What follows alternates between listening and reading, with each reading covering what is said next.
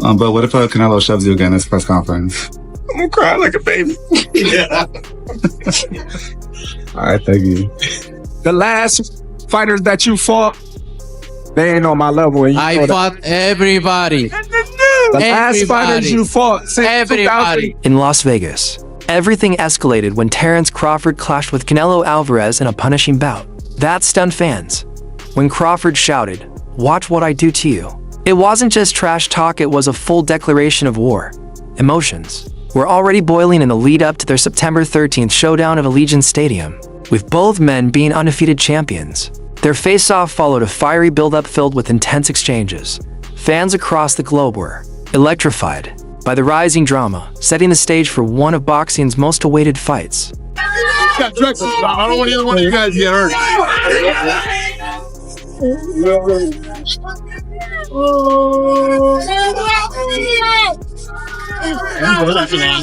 Thank you guys.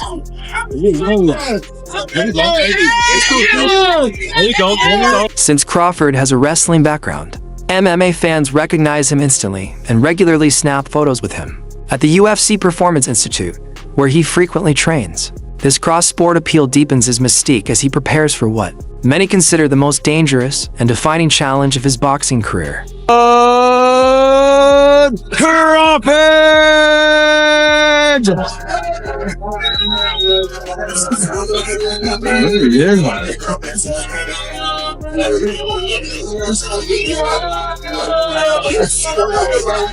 4-time champion. Crawford, famous for his adaptability and ruthless accuracy, showed trademark confidence during recent media appearances. Proud of being a switch hitter, his blinding hand speed and exceptional reach stand out. He seamlessly adapts in the ring. If his orthodox stance struggles, he transitions to southpaw. This fearless flexibility has elevated him to legendary status among boxing's elite, marking him as one of the most intelligent and dangerous fighters of this generation. The only running that I'm gonna be doing is running upside his head, and I can assure you that. Facts. And he got a big head too. Standing across from him is Canelo Alvarez, Mexico's iconic champion, calm, methodical, and unfazed. Canelo brushed off Crawford's words and the tension from their New York altercation with cool indifference. He claimed the shove was just a reaction, not aggression. Canelo even challenged Crawford's courage, implying he'd been pressured into theatrics by Saudi backer Turki Al-Sheikh. He stressed mutual respect matters until boundaries are crossed. Then everything changes. That's when Canelo promises to respond like the warrior he truly is. I always try to respect my opponents, and I think he don't did them because he really wanted to do. I think Turki Al-Sheikh told him, "You need to do something," and he did. And now before I respect his word because he say, "Oh, I'm not gonna let somebody to tell me what I need to do," and he did. So, but you know me. I respect everybody, but if you with me, so it's gonna be different. As the verbal exchanges grow more heated, ripples are also spreading behind the curtain. The fight is being backed by a powerful blend of figures from combat sports and entertainment. Among them Dana White, WWE's Nick Khan, and Turkey, they're all deeply invested in this becoming a historic spectacle. Dana, stepping into boxing promotion for the first time under the TKO Group banner, is visibly excited. He's praised both fighters' skills and sees this as an opportunity to launch boxing into a new global phase, crossing over into new markets and massive audiences. I've been a big fan of boxing since I was a kid. I wouldn't be sitting here today if it wasn't for boxing. For this to be the first boxing match that I'm involved in promoting is an absolute honor. Two of the greatest of all time and one of the biggest fights ever in the history of the sport. So very, very proud moment for me, and I've done a lot of things with my... Canelo welcomed White's involvement, saying he respects every UFC fighter and believes this collaboration will deeply impact the future of combat sports worldwide. You guys make us like look at we are competing, but no, I'm not. I always like Dana White. I like and I respect all the UFC fighters, and I think in this we can show people if we are together, we can do big things.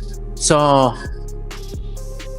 I'm very glad to work with Dana White and obviously everybody involved in this big fight. Turki Alachi, Netflix, Nick Khan, everybody. So I'm glad to go with this guy. So I always like him and he knows.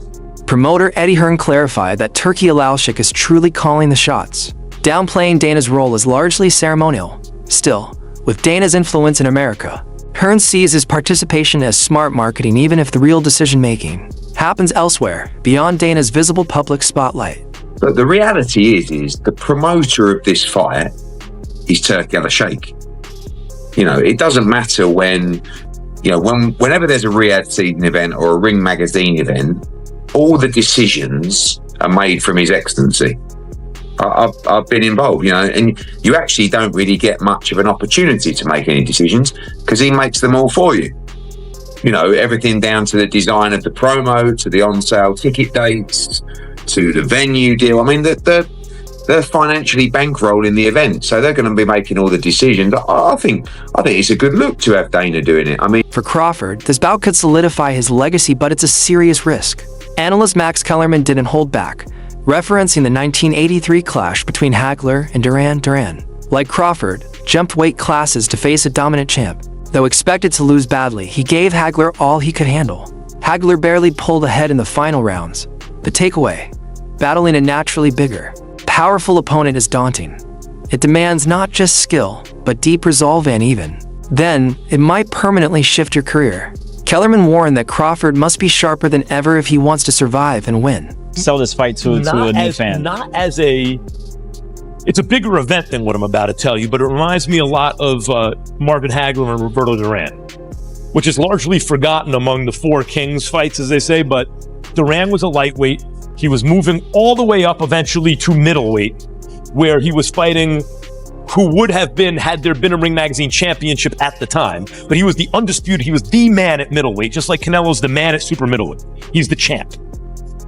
And Duran moved up from junior middle to middle, but he'd started at light, just like Crawford. And I remember I was a little kid, 8 years old, something, but heading into that fight, I'm thinking, Hagler's gonna kill him, he's too big. And Hagler was the best pound for pound in the whole thing. Crawford's mission is historic: to become the first male boxer to go undefeated across 3 weight classes, a feat previously achieved only by Claressa Shields in the women's division. Meanwhile, Canelo remains focused and unshaken. He acknowledges Crawford's greatness, but reminds everyone that greatness doesn't equal superiority. For both men, this isn't just about pride, it's about achieving boxing immortality. Well, listen, I called Canelo out because, like I said, he the last great fighter amongst the era that surpassed us. You know, the Floyd, the Pacquiao, the De La Hoya. We both came up in that era, and he was right there with those fighters, and he got the chance to fight the Miguel Cottos, the Floyd Mayweathers, and you know, the Kovalevs and Triple G's, and I wasn't able to get those mega fights, you know, so this is my mega fight, this is my moment, and that's the reason why I want to fight an all-time great like Canelo. Still, some are unimpressed by how things are unfolding. Oscar De La Hoya criticized the entire promotion, accusing organizers of polishing a fight that should feel fierce. He pointed to a friendly dinner between Crawford and Canelo, questioning how real rivals could dine together.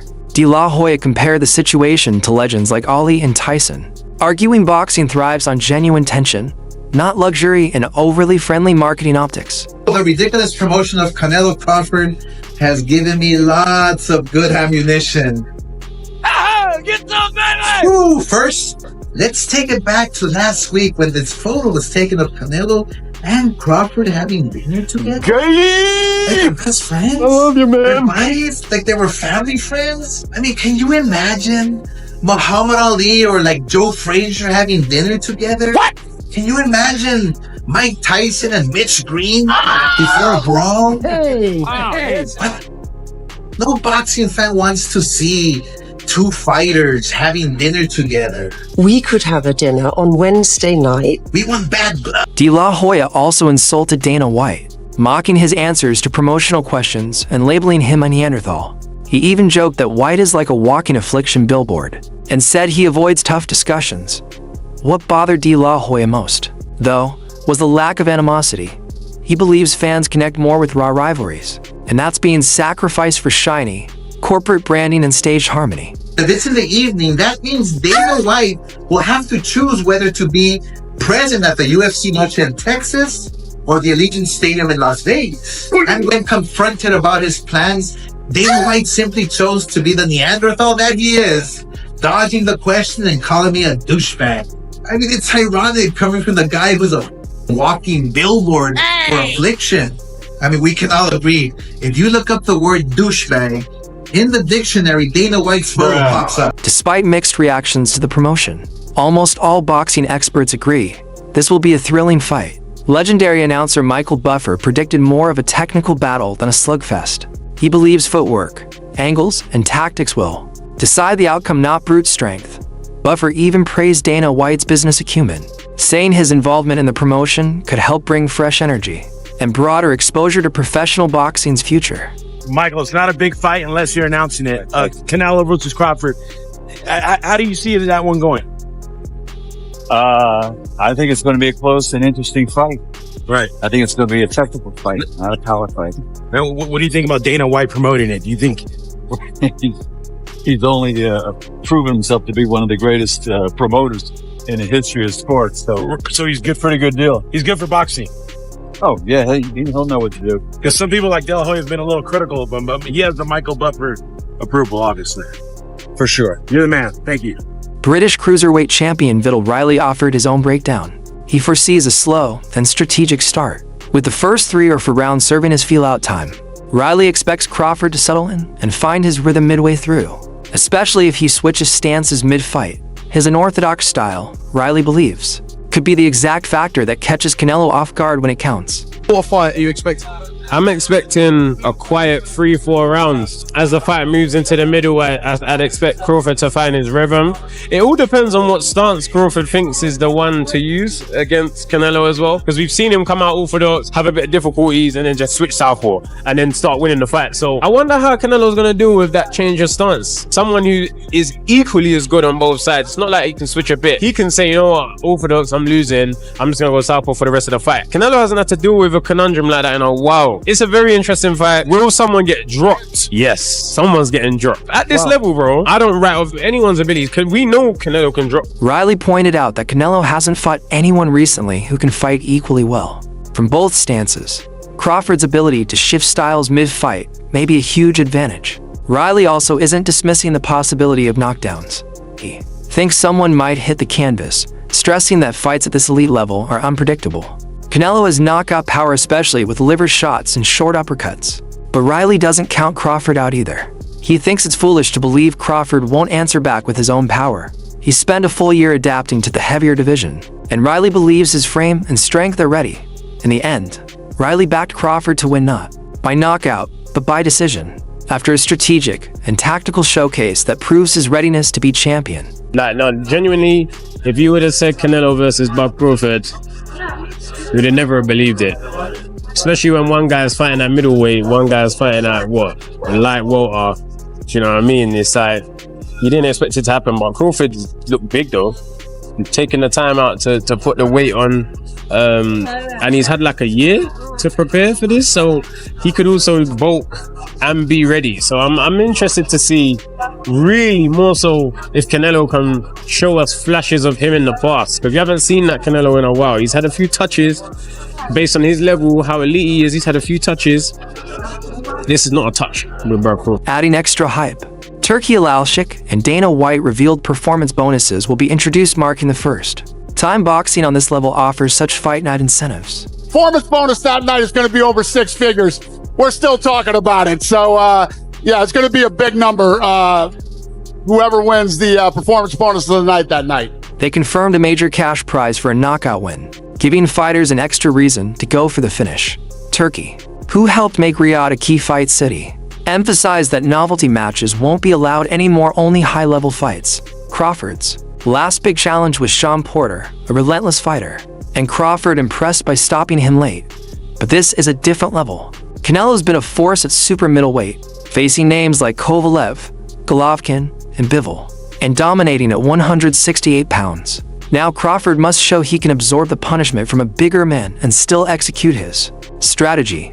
This bout isn't just about tactics, it's about power, will, and surviving a deep challenge from one of the sport's most proven veterans. When asked about facing David Benavidez, Canelo said he preferred fighting Terence Crawford, not just for the challenge, but because a win over Crawford would look better on his record. And do you think fighting the 4-pound smaller king does more for your career than facing the bigger, menacing Mexican monster and David Benavidez? You can see the career of Terence Crawford Benavidez. Terence Crawford is undisputed champion in 2 weight classes, many championship fights. So he brings me something to the table. No matter the doubts, one thing is for sure, this night promises fireworks with all 4 super middleweight belts up for grabs. Legacies hang in the balance. Crawford eyes history, aiming to be the first undisputed champion in 3 divisions. Canelo wants to prove no one from lower divisions can touch his throne.